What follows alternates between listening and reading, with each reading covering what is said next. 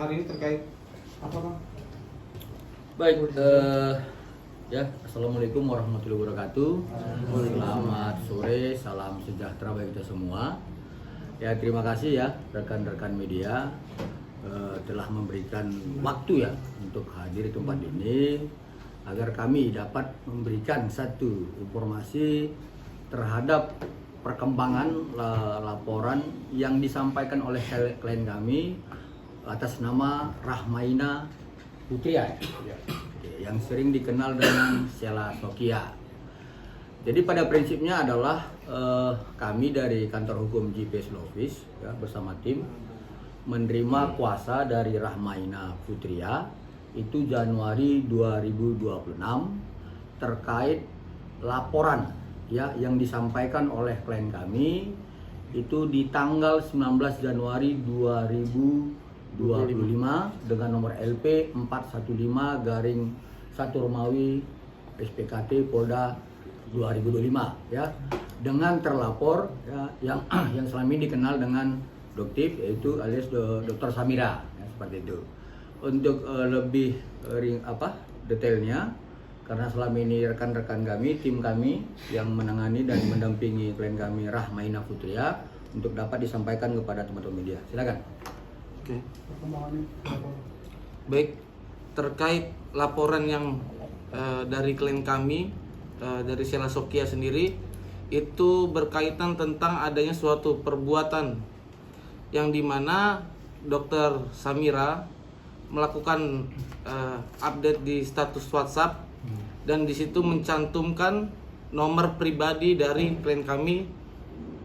Nah, dari situlah maka klien kami dihubungi oleh beberapa orang yang tidak dikenal, baik itu dengan kalimat-kalimat yang tidak pantas dan masih banyak sebagainya. Jadi dari hal tersebutlah klien kami Sheila Sokia melaporkan Dr. Samira ke Polda Metro Jaya tertanggal 19 Januari 2025.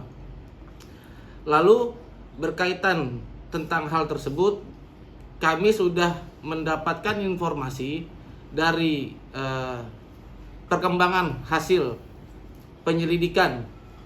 Nah, sekarang dari penyidik Polda Metro Jaya menangani klien kami memberikan informasi melalui surat pemberitahuan hasil perkembangan penyelidikan yang dimana status laporan klien kami sudah naik di tahap penyidikan tertanggal 28 Februari 2026. Gitu. Mungkin ada tambahan? Oke, jadi sebagai tambahan ya terhadap laporan yang disampaikan oleh klien kami itu masuk dalam persangkaan pasal ya Pasal 32 Junto 48 Undang-Undang 1 Tahun 2024 dan persangkaan Pasal 67 Undang-Undang Perlindungan Data Pribadi yaitu Undang-Undang Nomor 27 Tahun 2022 ya. Jadi perlu kami sampaikan bahwa klien kami sudah melaporkan yaitu tertanggal 19 Januari kemudian sudah naik sidik Februari 2026 pada tanggal 28 yang kemudian kalau teman-teman media selama ini yang mengkonfirmasi kepada saya tentang soal ya apakah klien kami ini sudah masuk dalam tahapan proses sidik dan tersangka, saya katakan itu belum ya, masih dalam proses pemanggilan terhadap laporan Dr. Samira ya. Tetapi yang perlu kami sampaikan adalah klien kami juga melaporkan Dr. Samira dengan persangkaan pasal yang sama ya. Jadi untuk kami pertegas kembali ini klien kami dan si terlapor sama-sama melaporkan dengan persangkaan pasal yang sama. Seperti itu. Silakan, ada pertanyaan? Bang, ini kan sama-sama pasal yang sama, hanya beda bulan ya Bang. Duluan di mana klien Abang ini mengajukan buka LP. Kenapa duluan yang sana lagi Bang? Oke. Soal kenapa duluan yang sana ya itu kan kewenangan dari penyidik ya. Tetap kita mengacu kepada asas formil dalam KUHP maupun dalam ketentuan Undang-Undang Nomor 22 Tahun 2002 tentang kepolisian bahwa proses tahapan-tahapan penyelidikan itu kan memerlukan kelengkapan yang menurut penyidik apakah itu merupakan peristiwa pidana atau tidak. Itu awalnya dalam proses penyelidikan. Nah, kemudian setelah dilakukan gelar perkara, sehingga ketika penyidik itu menganggap bahwa ini sudah ada bukti permulaan cukup, maka dinaikkan dalam tahap sidik. Nah, soal waktunya itulah merupakan kewenangan penyidik. Tetapi yang perlu kami sampaikan adalah bahwa klien kami dengan Dr. Samira ini saling melapor seperti itu, ya. Bang, atas digadang-gadangnya status akan berstatus tersangka sendiri, ini seperti apa, Bang? Karena kan sekali lagi juga yang pihak laporannya klien Abang sendiri kan juga sudah naik sidik, Bang. Berarti kan akan juga naik status, Bang. Ini tapi kan digadang-gadang dulu nih, Bang. Oke, silakan. Oke. Jadi terkait adanya laporan dari Dr. Samira ya pada klien kami Sela Sokia yang katanya digadang-gadangkan akan tersangka, ya tadi balik lagi prinsipnya tadi sudah disampaikan sama Bang Julianus bahwa kami juga melaporkan hal yang sama dengan persangkaan yang sama yang sampai saat ini sudah di tahap naik sidik juga. Tetapi yang harus digarisbawahi bahwa pada peristiwa yang ketika klien kami dilaporkan itu merupakan hal yang sifatnya klien kami ini melakukan pembelaan atas diri klien kami terhadap tuduhan-tuduhan yang dilakukan oleh Dr. Samira pada saat itu di media sosial. Itu ada teman Bang. Bang, ada Sela Sokia ini mengambil kerugian nggak sih, Bang? Kayak kan sering disebut-sebut akan jadi tersangka gitu. Mungkin banyak yang kerugian yang dialami Dr. Sela Sokia juga masih dengan tuduhan itu gitu. Sementara polisi sendiri juga belum mengucapkan dan menyampaikan bahwa akan adanya tersangka gitu dalam laporannya ini gitu. Ya baik, jadi begini rekan-rekan media ya. Ini saya tadi baru ambil dari sebelah, ini ada SP2HP. Ya, SP2HP yang disampaikan oleh penyidik Polda Metro Jaya kepada klien kami. Itu pertama.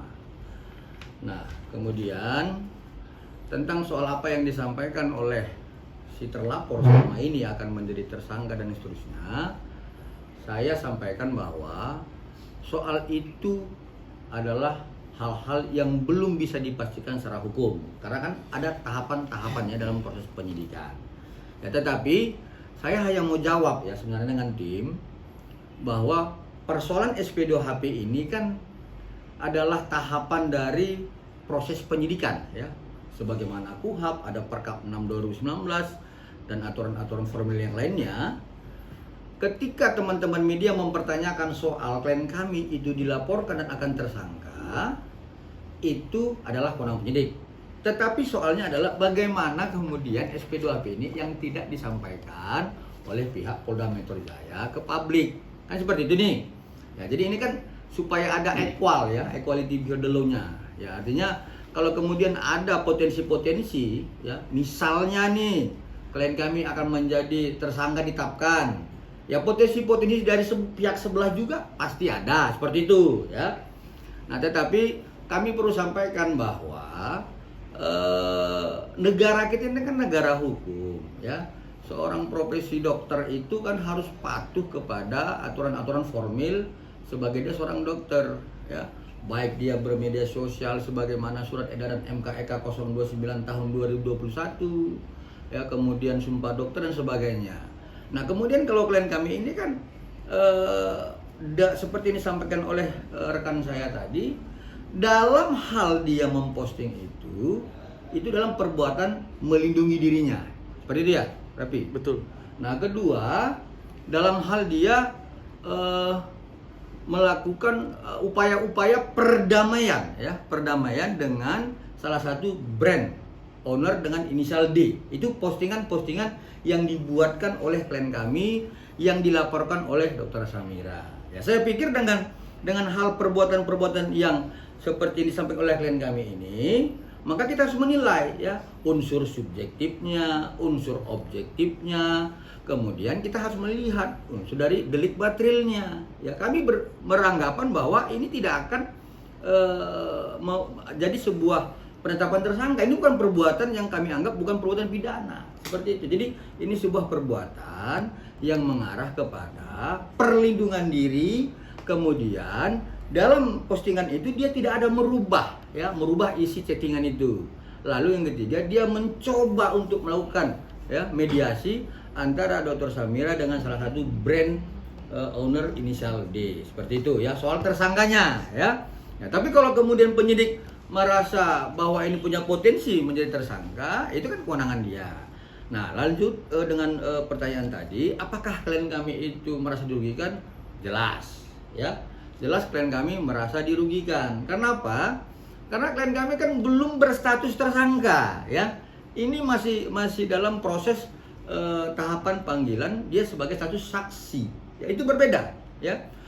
Proses saksi nanti dipanggil dan kemudian gelar perkara, lalu penetapan tersangka. Itu berbeda ya. Saksi dengan tersangka berbeda. Jadi artinya ketika sekarang dia disampaikan oleh si terlapor maupun pelapor dalam hal laporannya sebagai tersangka, tentu klien kami itu merasa dirugikan nama baiknya. Seperti itu. Abang, tapi Sela Sokianya, Dopiknya sudah diperiksa atas laporan Sela Sokia kan, karena Sela Sokia udah diperiksa ya atas laporan Dopik. Nah ini, yang tangan ini. Oke. Jadi teman-teman media, ini kan baru kita terima SP2HP itu per tanggal 19 Februari. Dan di sini dijelaskan oleh penyidik rencana selanjutnya dari proses ini adalah memanggil Samira. Terkait kapan waktunya itu kembali lagi kepada penyidik, apakah sudah dipanggil atau belum, kita juga belum mendapat informasi. Sekian, terima kasih. Tapi kalau Sela Sokia udah pernah. Kalau Sela Sokia itu untuk proses sekarang ini memang udah menerima surat panggilan. Tapi karena berhubung Kak Sela Sokia ini lagi melaksanakan ibadah umroh, jadi setelah pulang dari ibadah umroh maka kemudian Kak Sela Sokia nanti memberikan keterangan sebagai pelapor di Polda Metro Jaya.